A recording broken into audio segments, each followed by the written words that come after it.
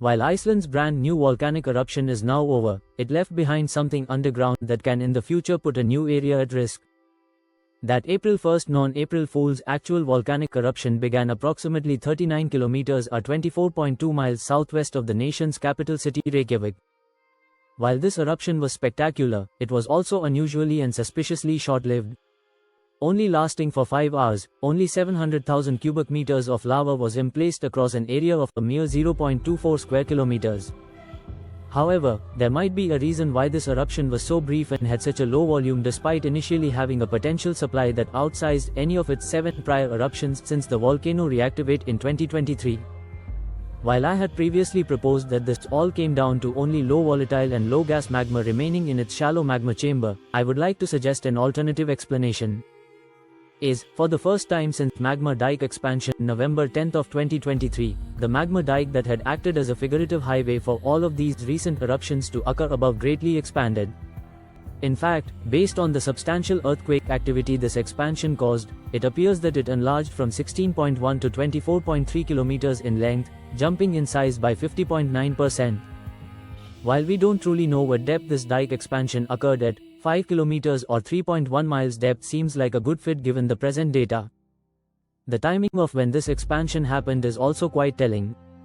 Lava effusion ended just before 1:30 p.m. on April 1st, but the beginning of rapid dike expansion began around 1 hour later. This potentially suggests that magma which could have otherwise erupted at the April 1st fissures was instead redirected away from Grindavik and sent into new areas below ground. While this is purely speculative, I'd like to think that at least 60 million to 75 million cubic meters of molten rock was involved in this dike expansion. The magma dike seemingly ceased its forward northeast motion around 7:30 p.m. on April 1st, with no new activity since then. Of course, whether the magma dike actually did reach this far is up for debate as we need ground deformation data to arrive, but for now let's just assume that what I have mapped is correct. Since surface volcanic eruptions can occur literally anywhere above where this magma dike exists, while unlikely, a future volcanic eruption could now occur away from Grindavik north of the somewhat flat raised mountain that comprises the Fagradalsfjall volcano. Before I state what specific locations this expansion could put at risk, I want to note that magma has for the most part has only actually erupted where the intersection between an east-northeast trending pathway and the northeast trending dike intersect.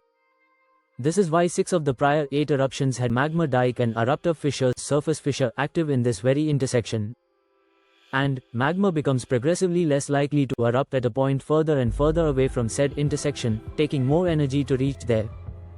The furthest surface eruptive fissure from this intersection that formed since 2023 at the Eyjafjallajökull volcano was 4,602 meters away. Yet, to have the potential to create a problem in Vogel risked one of the following outlined highly unlikely scenarios, magma would need to travel nearly double this distance and then erupt, quite an unlikely possibility.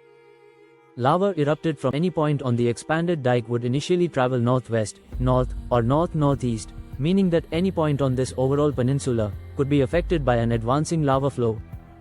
This means one or more of several dozen structures in addition to the 1,300 population town of Vogel.